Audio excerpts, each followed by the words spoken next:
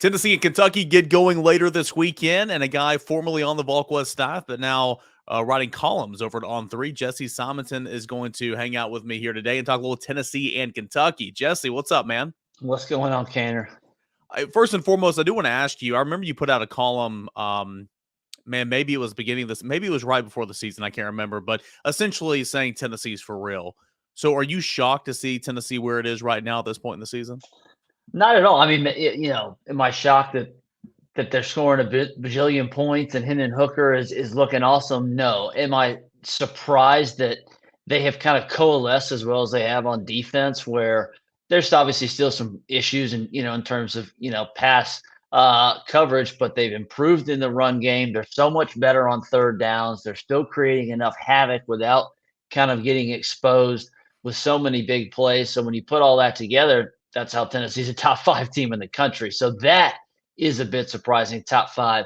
But I was pretty steadfast the entire offseason. And I thought they were better than Kentucky, this team that we're about to talk about, and that they would be the number 2 team in the SEC East this year.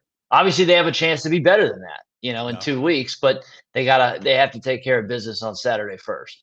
Kind of a silly question to ask right now because, again, you've got so many other big games coming up, like Kentucky this weekend, like Georgia in 2 weeks. But I mean, Hendon Hooker, he's right there in the Heisman conversation. Jalen Hyatt, some are saying he should be in the Heisman conversation right now, but Biletnikoff for sure. Did you see those type of seasons from, maybe some of Tennessee's players, but obviously, they're playing that way, and that's a big reason why Tennessee is, where it is right now. I would be lying if I said I thought Hooker would be even better than 31 touchdowns to 3 interceptions that he did a year ago. And he's been better. And I think that's a credit to him and the work he put in the offseason to kind of continue to build up some of his strengths in the game and become even more comfortable in Heupel's system. I heard the stuff. I read you guys. I read AP, Hubbard. All the talk, and there was a lot of buzz about Hyatt, kind of having this bounce back resurgent season. I think no one saw him becoming this good and kind of literally seamlessly fitting in. And I think in terms of Tennessee's outlook in the future, that's a big recruiting pitch that Heupel's going to be able to sell that, hey, Brew McCoy's coming here. Jalen Hyatt struggled, and now look at this. And we've done all this without Cedric Tillman. I mean, that's why they may flip Carnell Tate. That's why there's some guys, that they're in on at that receiver position that Josh Heupel should be able to go to any quarterback and receiver in the country and say, I can do this for you. And I think that's a big selling point. Again, proof's in the pudding. Look at Jalen Hyatt this year. Look at Cedric Tillman last year. Look at Velus Jones as well. You're seeing some examples of that. Now looking at Kentucky, I've kind of described Kentucky all week long as a team that is not as good offensively as it was a season ago. Really sound defensively team, really good defensive team, but it's still a team that can beat you if you come in and make mistakes. Is that kind of right? Is that kind of how you see Kentucky right now? A little bit of hot and cold offensively, getting better with Rodriguez the last couple of games, but obviously they need a healthy quarterback in Will Levis. Yeah, I mean, they did have a big performance against Mississippi State. Rodriguez rushed for 200 yards. They've had the bye week to kind of put together a game plan, strictly around this Tennessee game. I think they've kind of held this thing together with duct tape and chicken wire. They've been beat up really since the opening week of the season. I wrote another column in the preseason, skeptical about this whole big blue wall and them just running it back. And sure enough, Kentucky's offensive line has not been the strength that it was in previous years. They allow a pressure rate at the highest pressure rate in the SEC, among the worst in the country. Outside of that Mississippi State game, they really haven't run the ball very well, which is why they lost to South Carolina. Will Levis has been hot and cold, like you said. I'll be very curious to see how Kentucky approaches this game because their OC comes out and says we can't score 50 points. That's not really the style we play. Obviously, Tennessee's averaging 50 points, but do you try to shorten the game and go for a bunch of fourth downs? Maybe not in the exact way that Brian Kelly kind of approached playing Tennessee a couple weeks ago, but do you take some risks and say, hey, we don't have 3 downs to get this first down here. We got 4. And that could put Tennessee in some pressure situations because I do think Dane Key is a heck of a receiver outside. Barryon Brown. I mean, those are guys that can stress Tennessee's corners, which is, I think, the weak link, that secondary of Tennessee's entire defense. Yeah, no doubt about it. Plus, you got a couple guys injured at that position as well. So, who will you have back this week? Time will tell come Saturday. Hey, kind of on that note, last year, Kentucky just kind of said, all right, game plan, I'm going to throw it out the window because Tennessee came out and scored twice on, I want to say, 2 plays on screen passes at the perimeter. And they said, all right, we got to throw it. We got to ditch our game plan. We try to keep up with Tennessee. So you're saying you don't foresee that happening again this year. And I didn't see it happening last year, to be honest with you, because that's just not how they go. They've got Rodriguez, who's, coming back into form a little bit. They don't have Wandale Robinson. They don't have Josh Ali on the outside, though you do have Brown, you do have Dane, you have some guys that are capable playmakers. I just don't see a scenario kind of like what you're just saying where they scrap the entire game plan and they have Will Levis throw it 30 times in the first half like last year. I don't see that happening 2 years in a row. Yeah, I don't either. I don't either. And I actually do. I think Kentucky's receivers this year are better than the guys they lost. I mean, Wandale Robinson, no, but Tavion Robinson's been solid since he got hurt. Yeah. But I like those two kids that they have. They have not put the ball in Will Levis's hands to go win them a game yet this season. He's gotten a lot of buzz, and a lot of jokes have been written about him being the top 5 quarterback prospect, especially compared to what Hendon Hooker has kind of produced actually on the field. But if that is the path, maybe they do give him the ball 30 times, but that is not the approach I see either.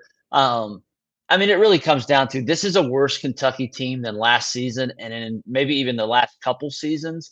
And Jeremy Pruitt found ways to beat Kentucky. I as long as Tennessee, I think, comes in focused, I have a hard time seeing them not win this football game on Saturday.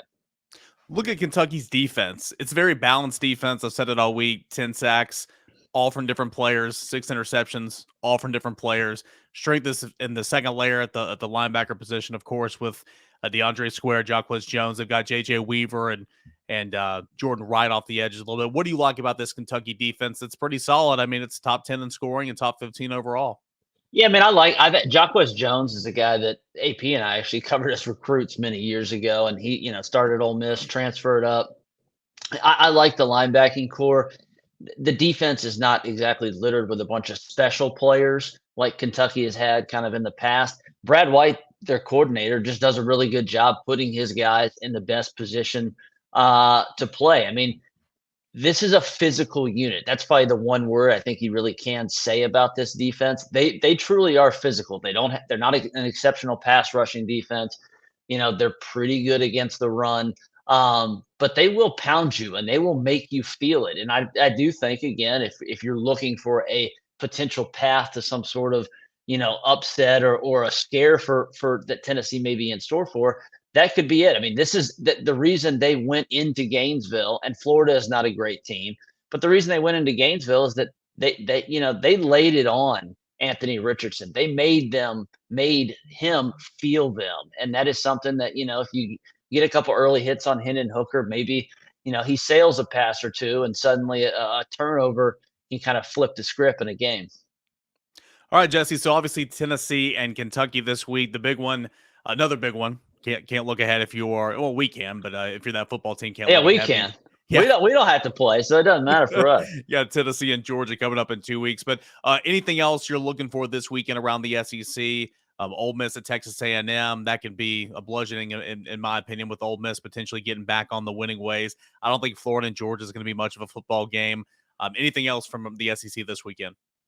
Yeah, I'm curious. I think that A&M Ole Miss game is going to be interesting because does Ole Miss enough momentum to get the mat after getting embarrassed at home? That schedule was so soft to start the season, and you were able to get some Charmin wins, and then you face a real team in LSU, and yet LSU isn't like the best team in the SEC West, but they got a lot of good players, and Brian Kelly's a good coach, and so LSU Lane, he got exposed a little bit. I think he was kind of feeling himself after his latest Auburn audition. So can they get off the mat? And conversely, I mean, what's going on with Jimbo? I've written about it plenty, but man, A&M's in a rough rough spot, and they're in real danger of, they signed that #1 recruiting class. They're in real danger of some of those kids, maybe looking elsewhere if they don't figure out some things offensively, whether that's deciding on a quarterback, but how you get Evan Stewart the football. How do you just simplify the offense? It doesn't have to be so complicated and perfect on every play. Josh Heupel, Tennessee, to bring us back full circle, he's a proven example of this. Their scheme is not, the most complex, the most difficult to understand. It is literally find your playmakers in space, spread guys out, find the one-on-one matchups, and expose it to death. And that's what they did to Alabama, and that's probably what they're going to do on Saturday to Kentucky. Jesse, anything big coming up this weekend that you're riding over at On3? Covering a lot of, I mean, now I'm doing, since I'm not doing just SEC, doing all the national stuff. I mean, I have a column that came out on Mike Gundy and kind of what he's done at Oklahoma State today. Latest carousel rumblings, man. The churn and burn is happening with these coaching searches. So kind of what's going on at Auburn and kind of some behind the scenes stuff there. Looking at Nebraska again. Jim Leonard, Wisconsin, big win for him on Saturday to kind of get a big blowout. I think he continues to kind of inch closer to getting that job, losing that interim tag. Jesse Simonton of On3. Jesse, thanks so much, man. Thanks, Eric. Appreciate it.